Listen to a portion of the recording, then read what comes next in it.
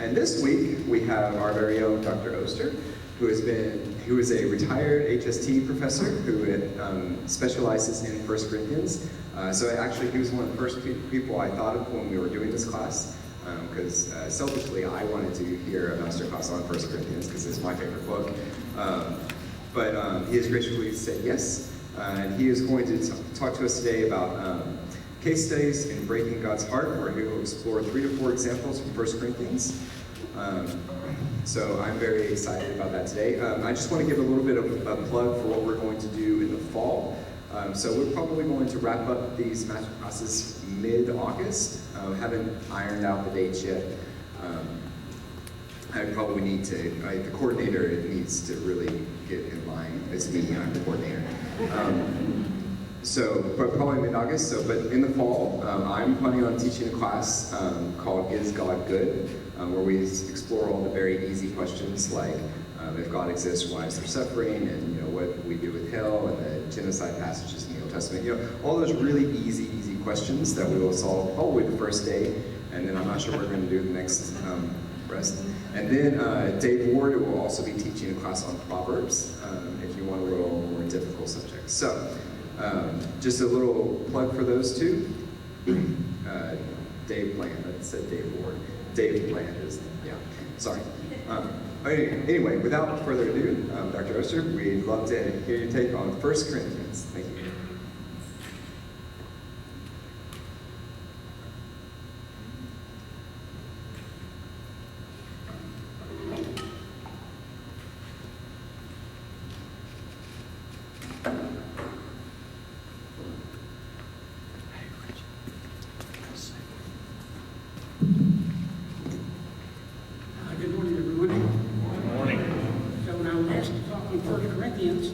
In 1 week, it reminded me of the time many years ago before Rodney Point.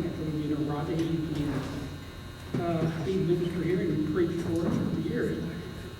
He was the preacher at the Broadway Church in Lubbock, Texas, where I had been as an undergraduate. I had a little familiarity with it. So when Rodney was the preacher there, after he came back, he and Margaret came back doing mission work overseas, he had me 2 or 3 times come and do weekend seminars for the Broadway Church of Christ. And one of those, he asked me, he said, Revelation, people get more exposed to Revelation. What I want you to do is use our 45-minute Sunday night service and do the entire book of Revelation in 45 minutes. And so it was pretty rushed. So when I heard about 1 Corinthians, in that same time, I thought, well, I'm not going to try that. With all those chapters and everything. So I just wanted to pick up on a theme that was there and talk about breaking God's heart. Some of us may have grown up thinking that our task, especially if we wanted to be saved, was not to break the rules. A lot of rules, a lot of reasons known in the Bible.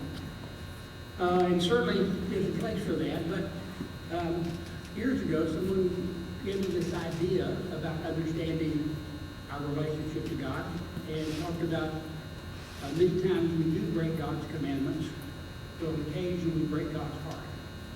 And that was a way of discerning the difference between what are the core material from God and those that are on the periphery.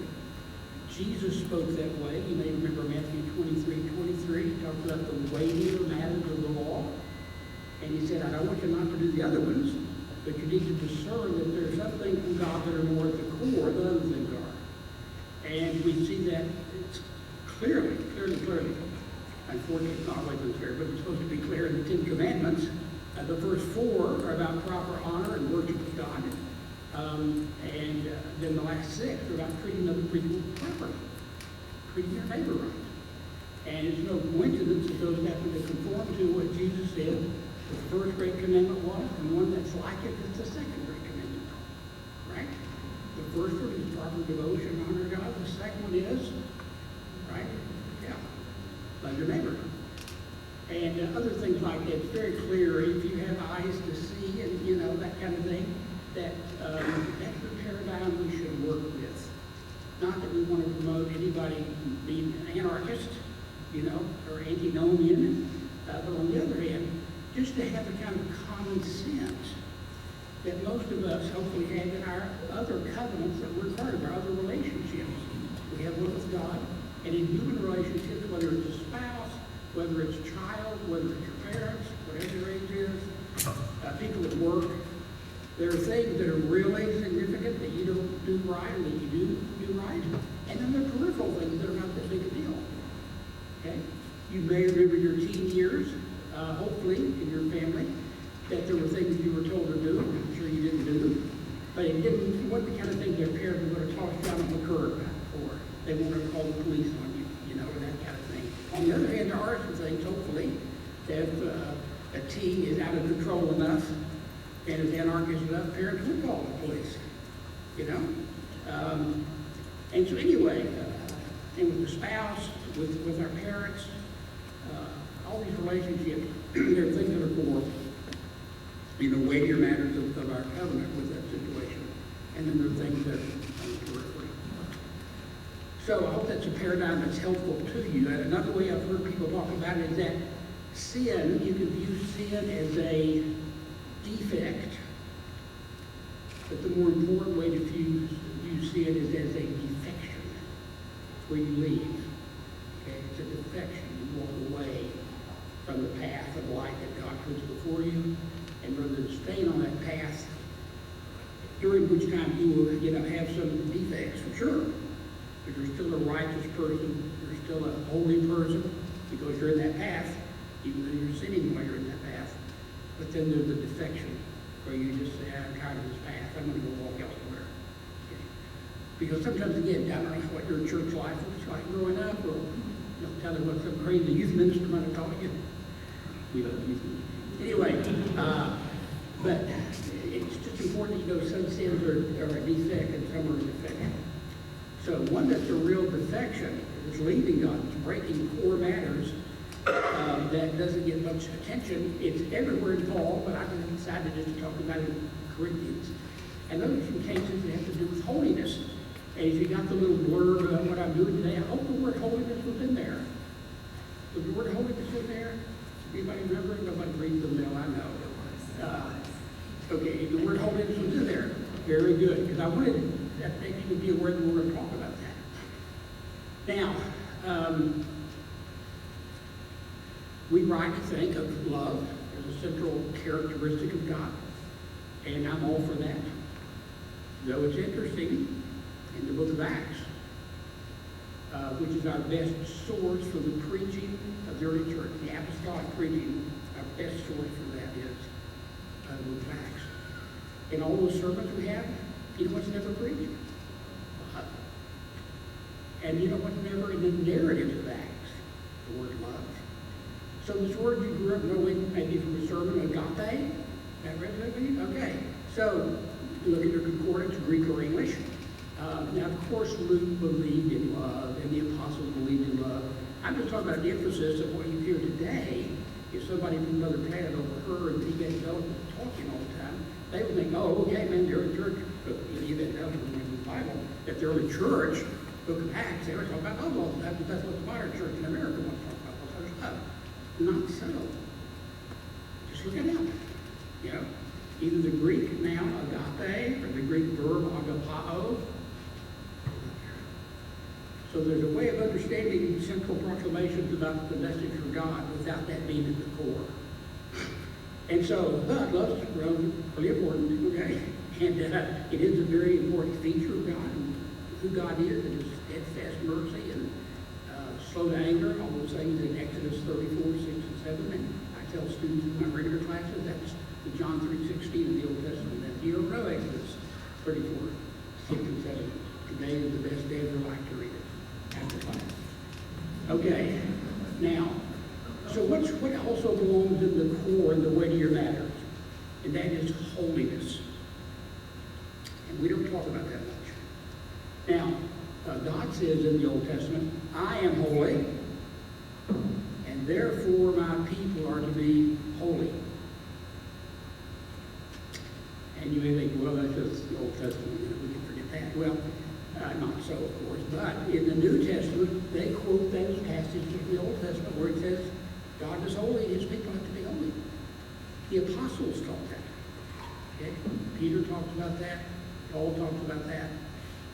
And when I was in college, I was in college in the 60s, the late 60s, where we had all these revolutions, right? Sexual revolution, there's all kind of revolutions going on, political.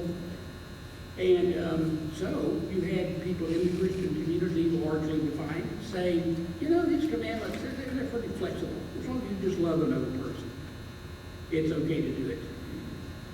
You know? Assisted suicide, medical sort of intervention that kills people,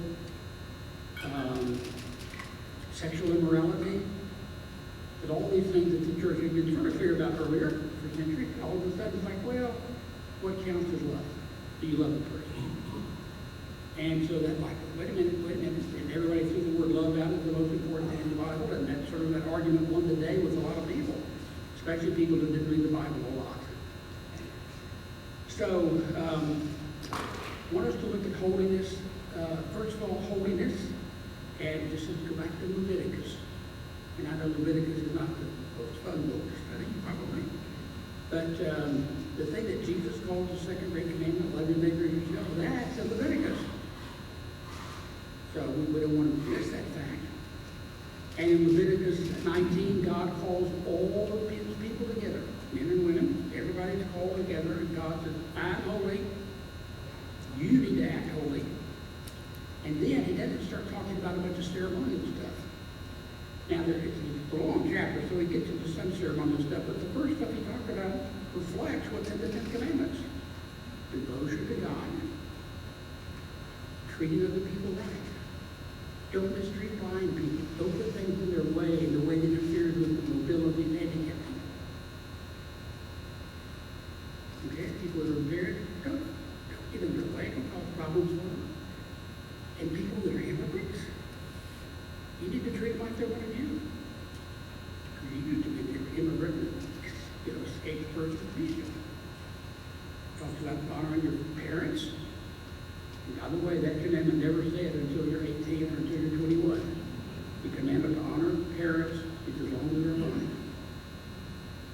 Okay? So anyway, there when God declares his holiness, and his people need to hear his holiness, and obey his holiness, there are some ceremonial things, and some of them we don't understand all of them, but very clearly in that section, where you have like your neighbor yourself. You also have, right? Things that are in the Ten Commandments, there are two focal points, two foci. Honor God, treat people right. Imagine the creator of the cosmos, the universe, which is getting bigger all the time, right? He speaks to the human race. Now, first again came from another solar system, or many galaxies, and looked at America and religion, looked at Southeast Asia religion, look anywhere, Africa religion, maybe religion. That person would assume what the creator of the universe talked about first time he really clearly spoke to humanity, and his people especially. He would have said something like, I want you to build a temple for me.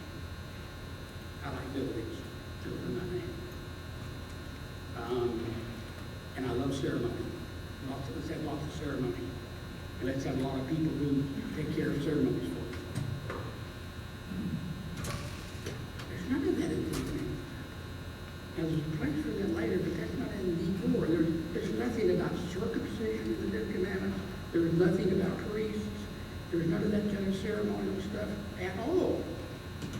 When the God of the universe, the creator of all that exists, decides to speak, that's what he talks about, first and foremost. Now, are there implications for that? They get into details? Absolutely, of course there are. You have to have rules in society. But no one could see what the human race has done with religion. I don't care if it's Hinduism, Christianity, Judaism, Sikhism. Makes no difference.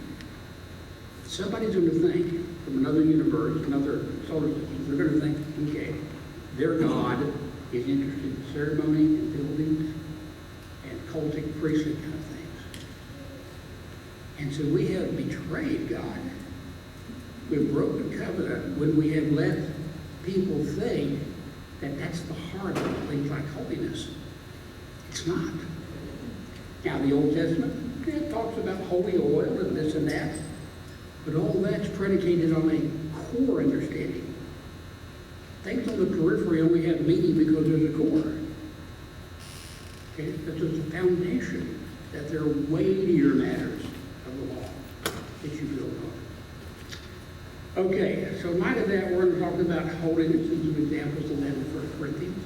And so, I'm saying, that Paul says, to the church of God in Corinth, that holiness is really a big issue. Now, most of those people, remember, Paul meets Priscilla and Aquila in Corinth, Acts 18, first few verses, and what are Priscilla and Aquila doing there? They've been exiled. At that point, Judaism is still the umbrella term where we find Christians. Most Christians are Jewish Christians. But Paul's work is first in synagogues. And so Priscilla and Aquila, they were followers of Christ, but they were Jews in Rome. And so there's a lot of fussing and fighting and urban riots going on in the 40s of the first century. And so the emperor, Claudius, said, we're not going to have this, especially in the capital city. And so if you Jews can't cut this out, you know, I'm tired of you having to deal with all these urban disturbances you guys are causing.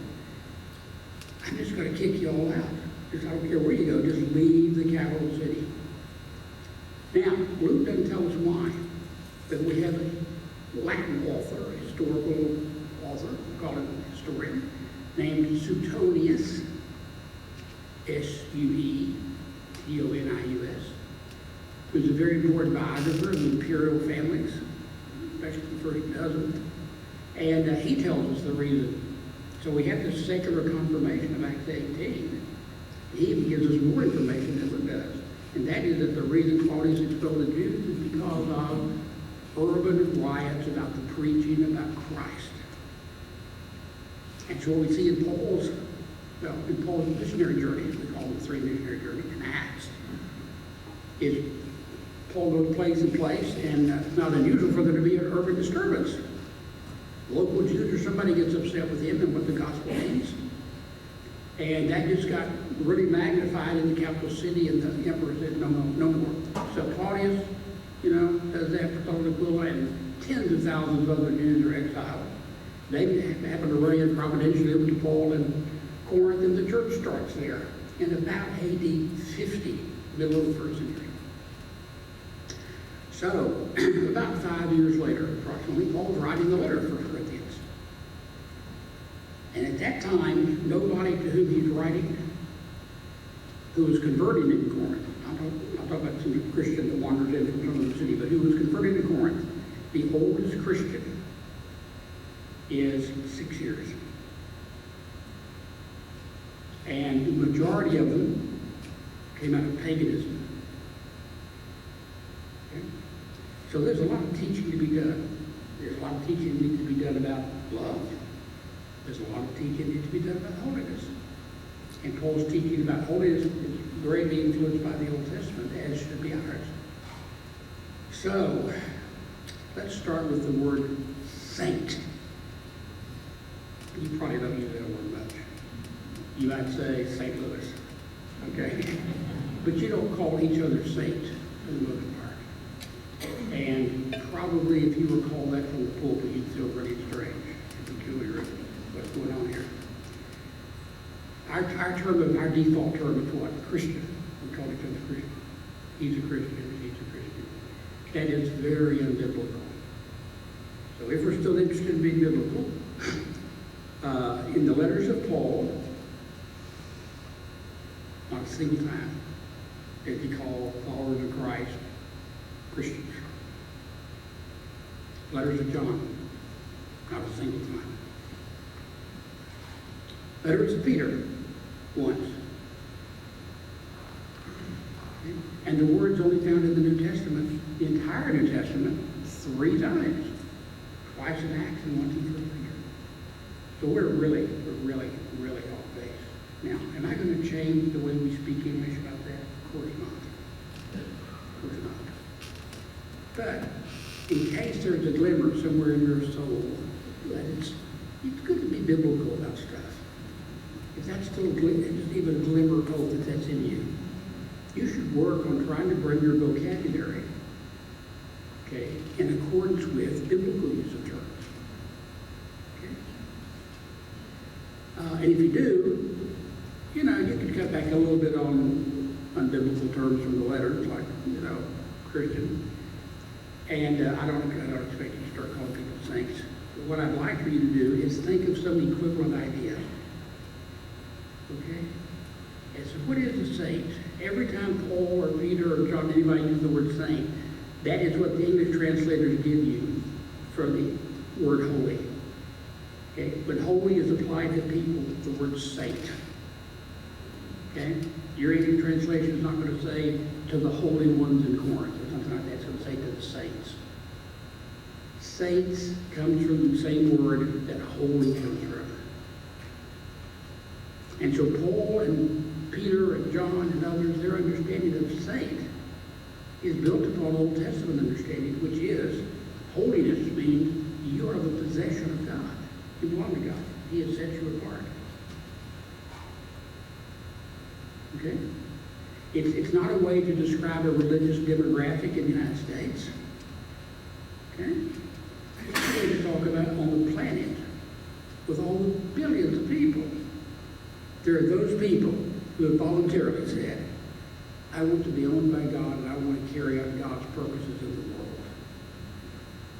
Okay? And when you say that, then God gets to tell you what you do. And it's not always, do you love this person? No, it's also sometimes, is this a holy act or not? Has God declared this holy behavior or unholy behavior? So, generally in the letter, this is number one category, generally in the letter, not just 1 Corinthians, God's people are called saints. Which means, anytime you think of any letter, you need to think that, okay, the apostle understands, because he's going to call them saints, like the Church of God in Corinth. Okay? The saints in Corinth, saints in Rome, wherever, that those people belong to God. All right? And, of course, in older churches of Christ, maybe some still more in country churches, generally, people would actually use brother and sister. Because the Bible of it, brother so-and-so, sister so-and-so. And people moved to the big cities and got all urbane and cool, and, we decided not to use that language anymore. Right? Because it's time to left the country. That's what our grandparents' church, what they do. But it's a very helpful way to understand, relationships in the family of God. Okay? In the family of God, because in family you tend to have siblings often, and parents, people who are father in the gospel. Paul in Romans 16 referred to one woman as his mother, and he doesn't mean biologically. So it's okay. We should think about doing that. All right. So holiness is really important. It needs to be in your center of what's really important to your faith and your walk. Holiness needs to be in there, along with love. Okay. And so let's look at some 1 Corinthians texts that talk about things.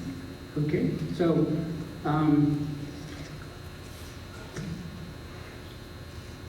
1 Corinthians is organized by issues, controversies.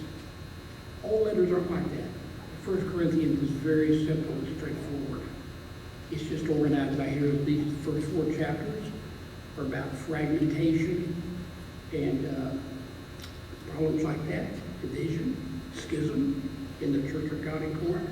That's chapters 4 through 4. 5 and 6 is about sexual immorality. Begins with incest, which might seem sort of important to us, but believe me, and Paul is talking basically to people who are Roman colony. Roman culture and civilization despised incest. but there were places in the Roman Empire which weren't that against it. Okay? For example, Egypt. You may be aware of the fact, if you watch television, watch History Channel or something, that in Egypt, the king and queen were brother and sister. They were siblings biologically. They've been that way for centuries before, the time they were a church. And not only were they, we've got tons of evidence of that. In fact, we have synagogue inscriptions where the synagogues in Egypt are thanking the emperor, the Pharaoh, for letting them exist in that country. And they mention, these honorific inscriptions mention the king and queen, whoever it is, Ptolemy this and Ptolemy that, and of course, his wife, the queen, and that they're brother and sister. Everybody knew that. That's just the way things were done in Egypt. And by the way, all of those people since the time of Alexander the Great are called the Ptolemaic Empire. When Alexander the Great died at a young age, his empire was divided among generals. And one of them was called Ptolemaeus, and he was in Egypt. And then the last Ptolemaic ruler was Cleopatra. Okay? She died in around 30 before Christ. So, but we also know from archaeological evidence and stuff that there were just regular old people whose brother and sister ended up getting married. Sometimes it was to protect family fortune, all kind of stuff. But they did it, okay? They were partners. Paul's against that. He thinks that's wrong. Okay? That's sinful. And it might be foreign to us, but you just need to know it was a very important, educated, obeying part of the Roman Empire. I mean, Alexandria, Egypt, and the famous library. It was the center of a lot of intellectual and philosophical thought. And next to Christianity, probably the fastest growing religion in the Roman period were the Egyptian religion, the Egyptian gods and goddesses. Maybe for Isis or Osiris, maybe.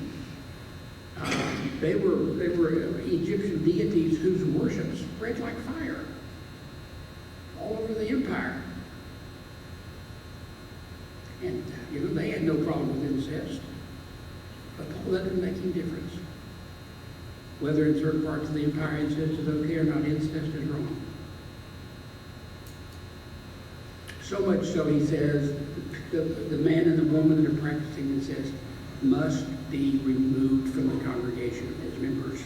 They cannot be seen as members of the congregation because of the corrupting influence that they will have. Because if people see that Paul doesn't care about incest, that the culture, part of the culture accepts it, then they're going to say, well, then what's wrong with my heterosexual cohabitation? Why can't I do that? Why can't I just follow my hormones? And what about homosexual impulses? They certainly had those in the Roman Empire, people who practiced that. Is that okay, Paul? Is promiscuous, heterosexual okay, Paul? Is this incest okay, Paul? And Paul says, no, it's not. And he fears for these people's future salvation because of that. And so in 1 Corinthians, that issue starts in 5:1, okay? And he discusses using the Old Testament, issues pertaining to that. And then he says in chapter 6, okay, verse 9 following, he says, or do you not know that the unrighteous will not inherit the kingdom of God? Do not be deceived. You'll be surprised sometimes if you look at Paul's letters, how frequently he says, either do not deceive yourselves or do not be deceived. And that's because spiritual deception happens. Okay? And Paul's world, thankfully they didn't have television, but, in our civilization, if you follow every impulse, the idea that showed up on Facebook, you'd be deceived pretty quickly, right? About every theory that's going to make you healthy, or the best way to put your leg in the best here, or, it's all going to lead a really bad direction. Because there are people on the internet, I was just shocked, people on the internet want to deceive you because they want your money, right?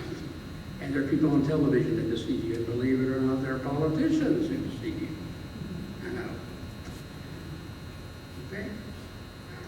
deception's all around us. So much so that 1 John chapter 5, he says, the whole world lies in the power of the evil one. Okay? And so it's really important that we realize that we are vulnerable. I don't care how many degrees you have. I don't care what your zip code is. I don't care how much money you make annually. Okay? Or any of those things. How many times you traveled overseas on vacations. None of that insulates you or vaccinates you from religious deception. None of that will. Okay? And the thing that will, of course, is being guided by God's Word, God's Spirit. All right. So, he then gives an example of some behavior that will exclude you from the kingdom of God.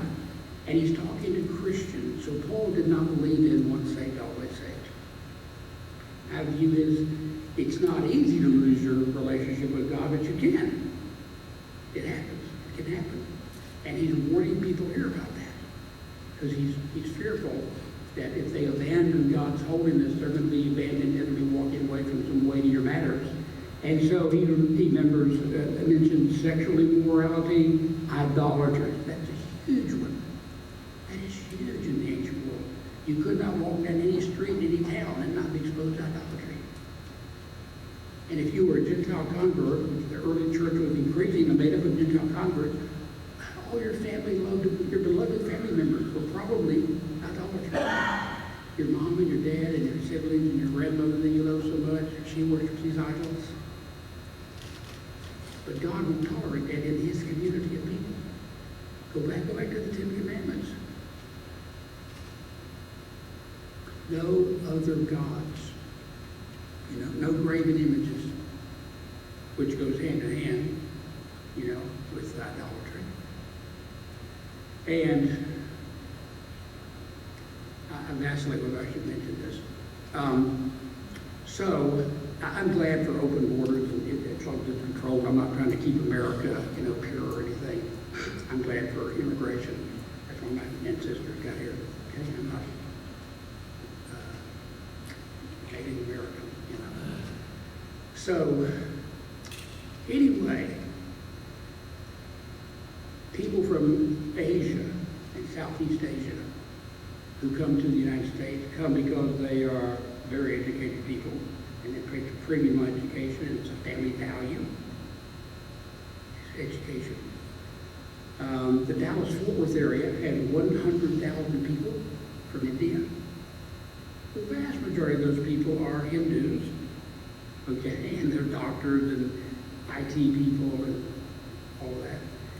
And in the last election cycle, we had two people in the presidential discussion of who might run, whose two ancestors, two generations back were from India. Okay? And so they're influential, and they're going to continue to be, and most of them worship idols. And so it's not far-fetched that you might think that your children or your grandchildren are going to have to deal with the issue of, oh, I just fall in love with this wonderful doctor, or this wonderful whatever, and he or she is amazing, although pretty wealthy. And we just love each other. Oh, wait, they worship idols. They're into, or they're into ancestor worship. That wouldn't have been an issue 2 generations ago in Churches of Christ. It's going to be an issue. And most of us didn't grow up around idolatry. We couldn't talk 5 minutes about it if we had to. We need to become more conversational about it. Okay? Because there's some very wealthy, very intelligent, very influential people in our culture who are idolaters. And they will have influence. And your great-grandparents were worried about whether you were going to become a Baptist, right? You need to be worried no more about a Buddhist, for your grandchildren. All right. So idolaters, nor adulterers, nor men who practice homosexuality.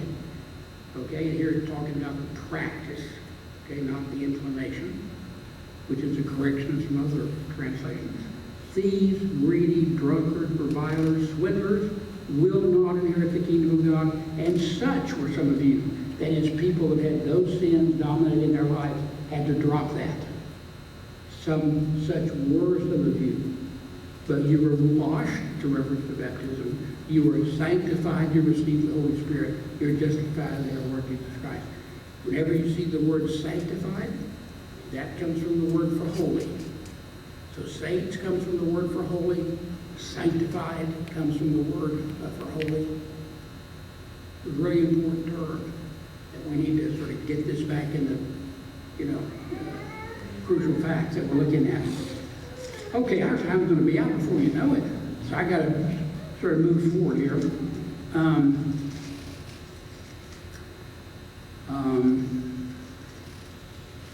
Our congregation seems to be at a pretty good place on, in my opinion, male, female, gender issues. So I'm not going to bring that one up. Chapters 8, 9, and 10 are about idolatry. And growing up in the Church of Christ, you probably didn't grow up to believe in demons. Anybody grow up in the Church of Christ that talked about demons? Right. Okay, you obviously would not have been in one of Paul's churches. Okay, Paul believed in demons. Now, he didn't believe every ailment you had was the result of a demon. You know, like a demon of bounced checks, or a demon of, you can't pay your credit card bill, or a demon of all your illnesses, or a demon of flat tire. Not like this stuff you can see on television, which is ridiculous. Okay? But Paul did believe, just like there is Satan, and my guess is you didn't grow up in a church that talked about Satan much. Right? Yeah, that's so unbiblical. I mean, churches of Christ have the good impulse as their foundation, but let's try to be biblical. And sometimes that just sort of went away, and often it went away. But if you go back and read Alexander Campbell, who's an American Restoration leader, he's got a sermon and stuff on demons. He has theories about them. And the reason is he knows the Bible talks about them, so we should talk about them. In your English translation, related topic, the word hell is found about a dozen times in the New Testament. 11 of them are on the lips of Jesus. It's amazing that people in America who want to be, red letter Christians, just give me Jesus, which that's a good impulse at one time, but they never talk about hell. The main voice for hell in the New Testament is Jesus of Nazareth. And it's not always just that term. Stuff like weeping and gnashing of teeth and other things where he talks about it. But he's an advocate of hell, and he's grown up in a church that never mentioned it. Okay? So, but in the time we have left, we're going to look at what Paul says about demonology. And in chapters 8, 9, and 10, I'm not going to look at all 3 chapters, but in chapter 10, he's talking to Christians who actually believe they can go into a pagan temple since they don't believe in that deity. Like they don't believe in Athena or Zeus or, Vishnu or whatever. Since they don't believe in that deity, they can nevertheless go in and attend the sacrifices and just sort of, cross their fingers behind their back and look away because they don't believe in that deity anyway. Paul says, you lost your minds? You can't go into that temple and do that. And so, and he compares them to the people who worship the golden calves at Mount Sinai. This is in verse 6 following. And he says, when God destroyed those people, his covenant people, at the foot of Mount Sinai, who were worshiping that golden calf, he said the reason is they had abandoned, of course, half of the 10 Commandments. And so he says these things took place as examples for us, that we might not desire evil as they did. Do not be idolaters, as some of them were, as it is written, the people sat down to eat and drink and rose up to play.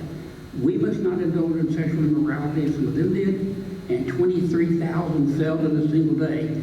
We must not put Christ to the test as some of them did, and were destroyed by serpents, nor grumble as some of them did, and were destroyed by the destroyer. Now these things happened to them as an example. Remember, he's writing to a church which is dominantly Gentile.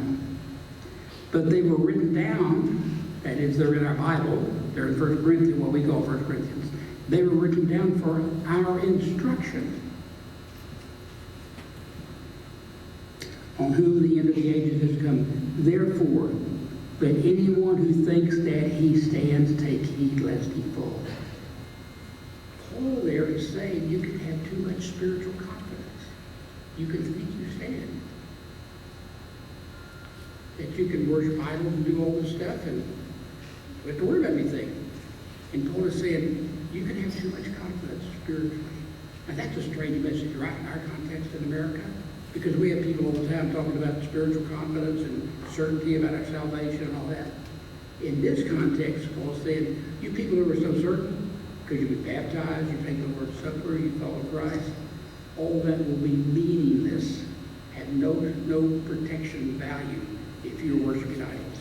And we have an example in the Bible of where God's covenant people were destroyed. Not only do we have an example, Paul says that story was preserved for the Gentile churches too, not just for Jews and synagogues. And so we need to be aware that idolatry is a big deal. Okay? Things that we give our heart to that are not of God. Okay? It's really increasing in our society, and I've used more time than I should. So thank you for your patience, and I hope you'll be aware when you read 1 Corinthians about the problem of assimilation, where the people are trying to be too much like the culture they came from. Okay? With its many values that are ungodly. All right. Thank you very much.